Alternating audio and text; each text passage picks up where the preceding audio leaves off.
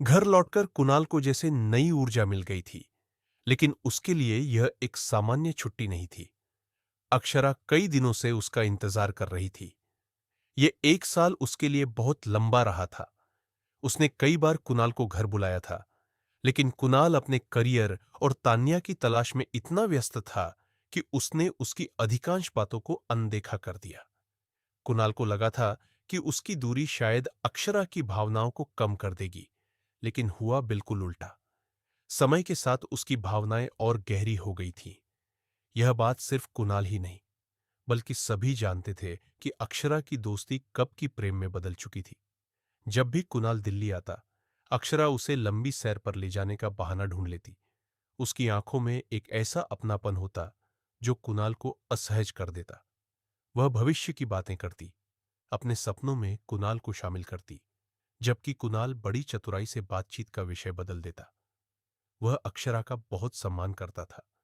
उसकी दोस्ती उसके लिए बहुत मायने रखती थी, लेकिन उसका दिल पूरी तरह तान्या का था। वह अक्षरा की आंखों में छिपे दर्द को देख सकता था, लेकिन झूठा प्रेम दिखाना उसके स्वभाव में नहीं था। दूसरी तरफ अक्षरा की दुनिया बहुत सरल थी। उसे न बड़े सपने देखने थे, न बहुत पैसा कमाना था।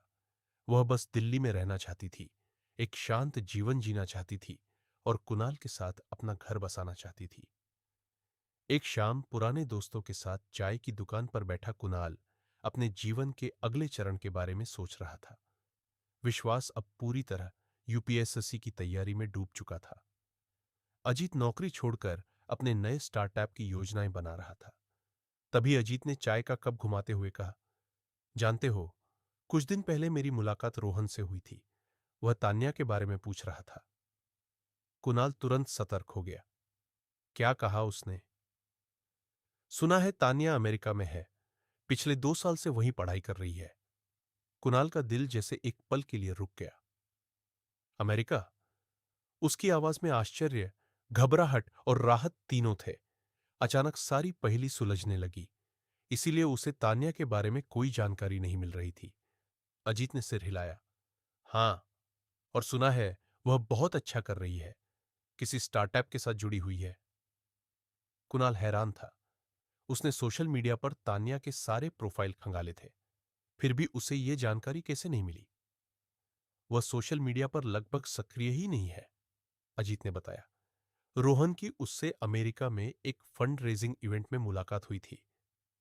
यह सुनकर कुणाल के मन में अजीब सी निराशा भर गई। मतलब वह मुझसे बहुत आगे निकल चुकी है, उसने मन ही मन सोचा। वह स्टार्टअप के लिए फंड जुटा रही है और मैं अभी भी एक असिस्टेंट मैनेजर हूं। उसे लगा जैसे उसने तान्या को हमेशा के लिए खो दिया हो। उसने आसमान की ओर देखा और मन ही मन भगवान से प्रार्थना की कि उसकी भावनाओं पर दया करे। अजीत ने गंभीर स्वर में कहा, कुणाल, मुझे नहीं लगता कि तान्या कभी भारत वापस आएगी।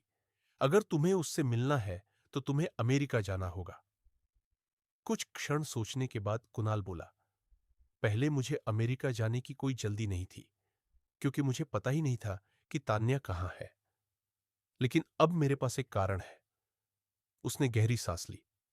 मैं पोस्ट ग्रेजुएशन नहीं कर सकता, उसमें बहुत पैसा लगेगा। मेरे लिए एकमात्र रास्ता है कि कंपनी मुझे अमेरिका भेजे। अजीत ने सिर पकड़ लिया।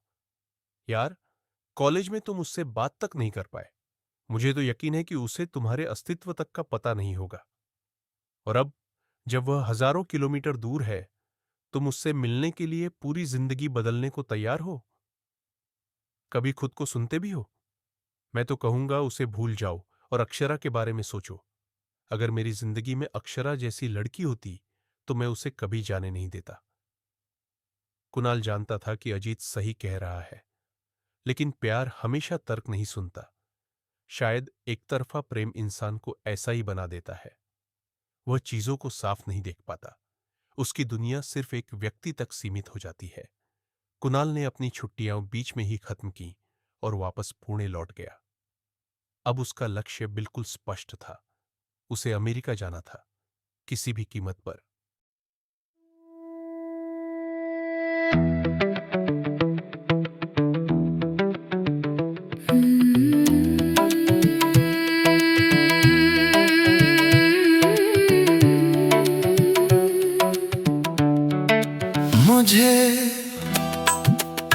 नाचने दो, गाने दो,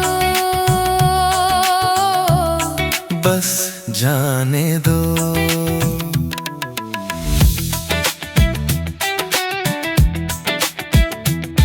बिखर गई हूँ बहाव थी पानी का, कतरा